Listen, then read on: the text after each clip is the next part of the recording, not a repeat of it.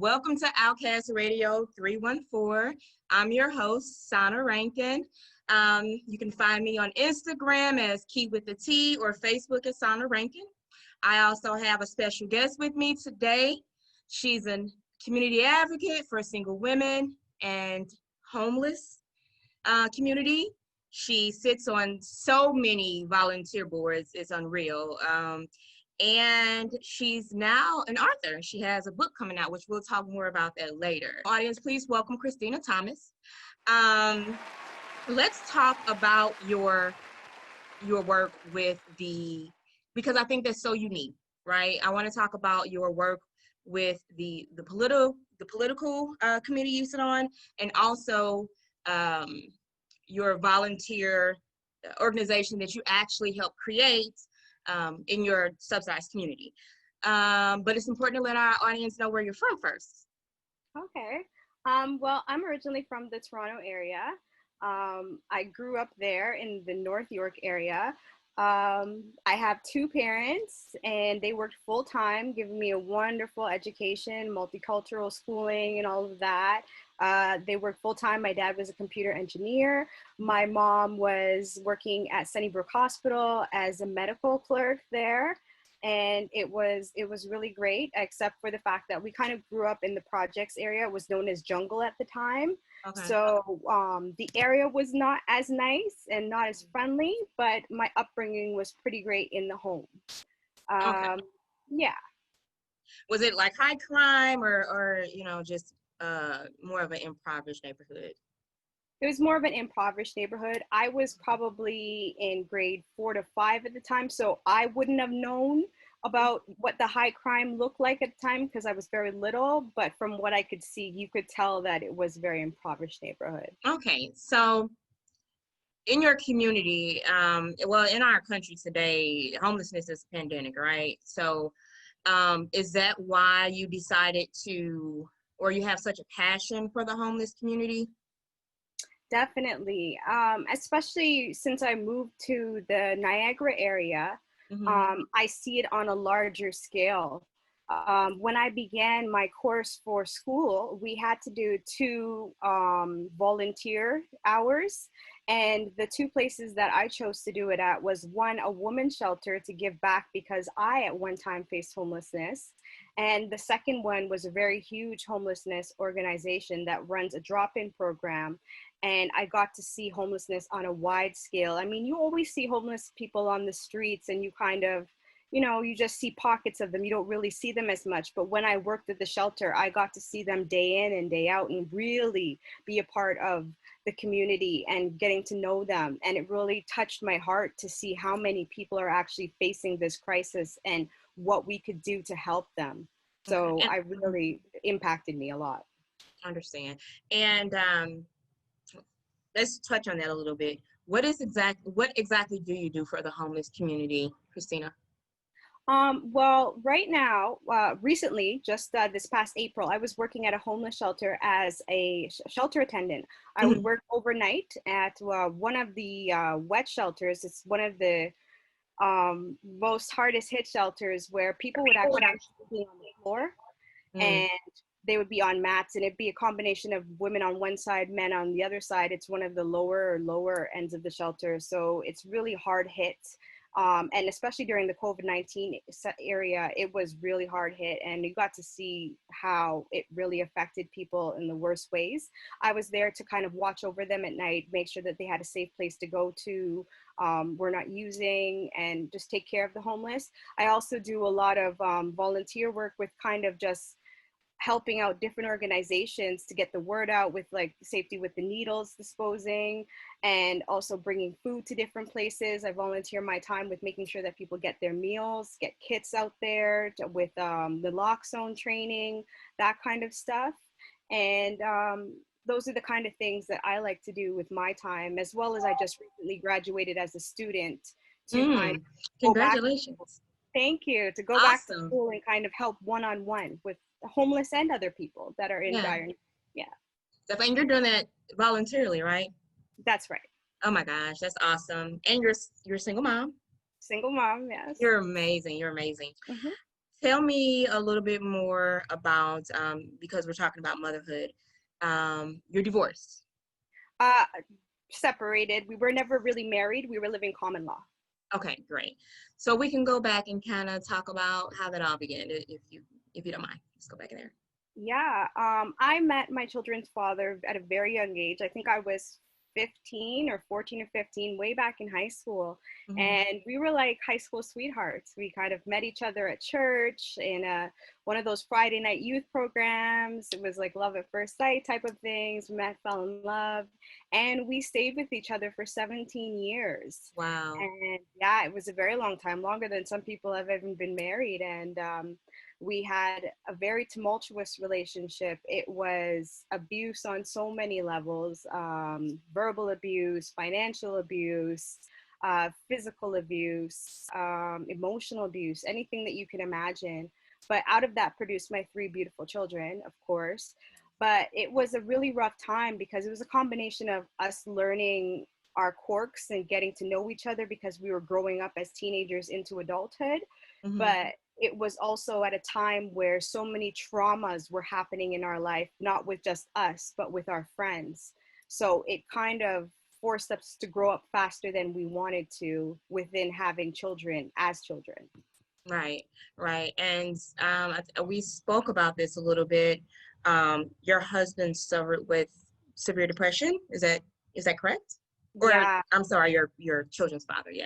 We talked about how our stories are similar, and I was married to my children's kids' father for 15 years. We were together for 20 years. I know for myself personally how it impacted me, and I had to deal with my own anxiety, PTSD, and depression. Um, can you relate to that as well? Yes. Within our struggles, he had his own personal struggles, and with him dealing with his own situation and my situation, it was hard because I'm dealing with my own issues and my own traumas, anxiety, and depression. And when you're in a relationship, you're supposed to be able to kind of balance each other and come to each other with your problems and everything. But when the other partner is dealing with their own situation, they can't really, they're not in that space to kind of hear you or help you necessarily. And that's what was happening in our relationship. He didn't have that space to kind of help me, and he was in a negative space. So every time I would come to him with what was on my heart, he would shut it down, and Hmm. I didn't have nobody to come to. And because it was a toxic relationship, um everything that he was saying was tearing me down further and further, pushing me more into a depressive state. So we were just toxic for each other, so it was Exactly. never working. And it's amazing how you get to that point of acceptance, eventually forgiveness, because you understand they're sick, right? If our community, there's so much neglect on mental health. I think we're getting to a good place now where we're able to talk about it more. But because when a person doesn't realize that they're sick and they project that on the people closest to them, it just it does a number on everyone around. So it is unfortunate that in our community, um, we've neglected mental health for so long. Hmm. Hmm. Another thing I want to point out for you, Christina, you've faced so many adversities, but you've just triumphed through them all. And I think it's just amazing when we think about the challenges you went through. Let's talk about, you went through about where you were sick for a while. Let's talk Yeah. about that. Yeah. Throughout the many years that we were together, I kept developing so many different illnesses. And it was also playing an effect into our relationship to not have that support partner that you need when you're sick. All right. Um, there was a period in time when we were living in London, Ontario, where I had gotten cancer. Mhm. And that's when you need people the most. But when we were out in London, Ontario, my support family, my main family, was all the way back in Brampton, and we had moved for a fresh start into London, Ontario. We didn't know anybody. Mm-hmm. So to not have anybody, and the person that I need to lean on at this point in time is my common law spouse, and Mm-hmm. he's giving me nothing. It was so hard because when you hear the word cancer, you automatically think that, oh my God, I might die. Yeah. So it was traumatic. Immediately was thinking for my kids, what do I do? Yeah. Where am I going to go? What do I plan for my future for my kids? And I can't leave my kids with this person if this person's not in a right space of mind to take care of himself, let alone my children. Yeah. So it was You- very difficult. Yeah. And it gives you an extra reason to fight when you're not just fighting for yourself. You just have to fight with everything in you. So I did. I had to yeah. fight with everything in me. And it also, I always think of my cancer as a blessing Yes. because I find that it gave me that space to look inwards Mm-hmm. and look at what God has blessed me with thus far Yes. and look at myself and say, you know what, He's just telling me to slow down. Mm-hmm. I'm taking this time for me to heal me, but He's also telling me it's time to slow down and look around at life and what can I do with this time that I'm ill. And it told me that it was time to give back and serve. Yes. And that you did while you That were I did. sick in the hospital. You want to talk about Yeah. that a little bit?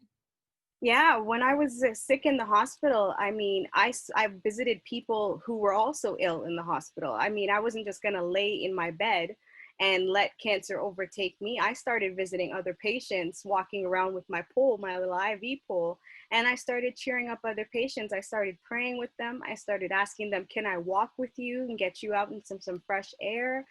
And then when I even got better, I was on rest or leave to heal for a period of like 6 months. And with that 6 months, I decided that I'm not just going to sit here and do nothing. I decided to volunteer my time and I decided to give back to people who needed it the most. So I volunteered my time at the CNIB, the National Institute for the Blind, Wow. and it gave me so much introspect for people who can't see. I was so touched by that because later on in life it came around to help me because somebody close to me was blind, became blind, really close in my family, and I didn't know how to help them. But thankfully for having served at the Institute for the Blind, I knew of so many different services that they offered that I could refer that person and I could tell them about it. And I was so glad that God had brought me there.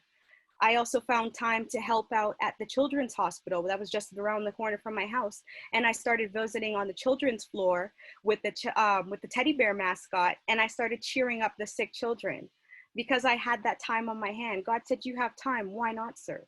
Right.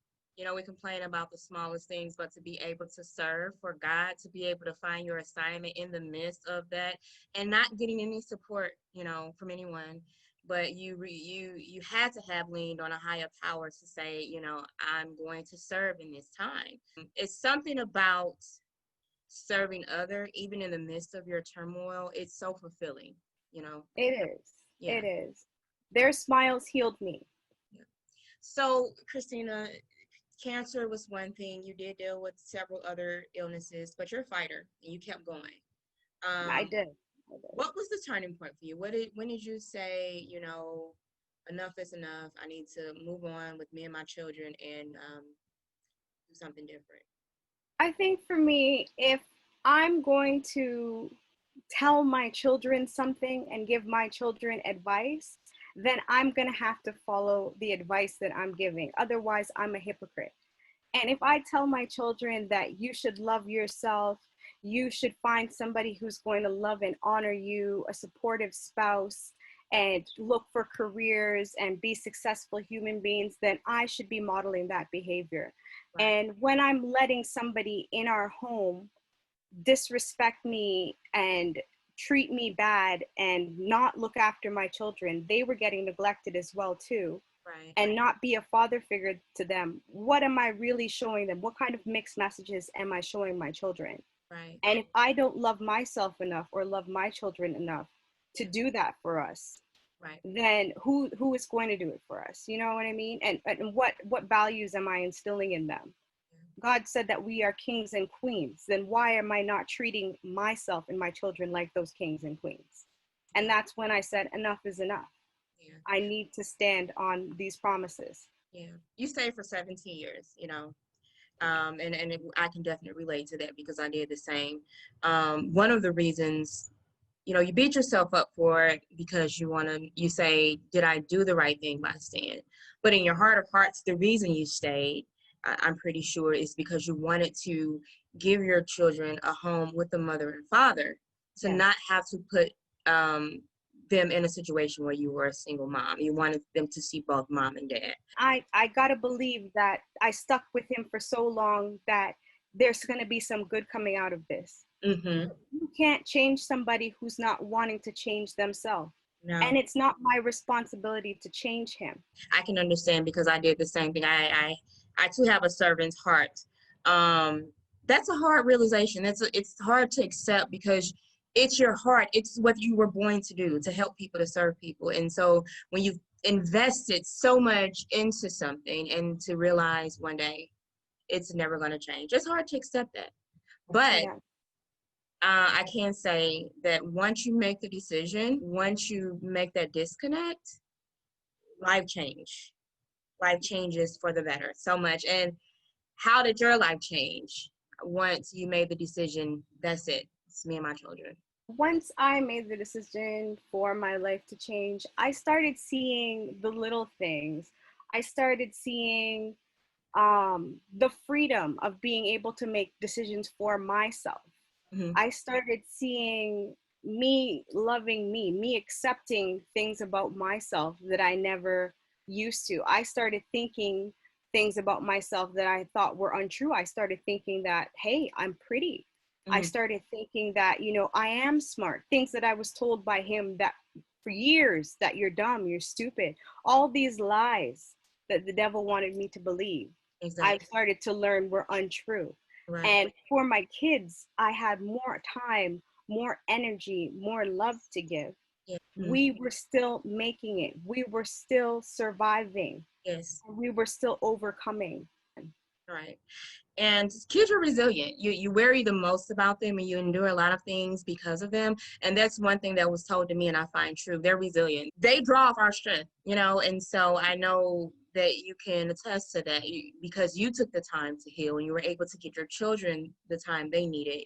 It helped them get through some of the most difficult times of your life.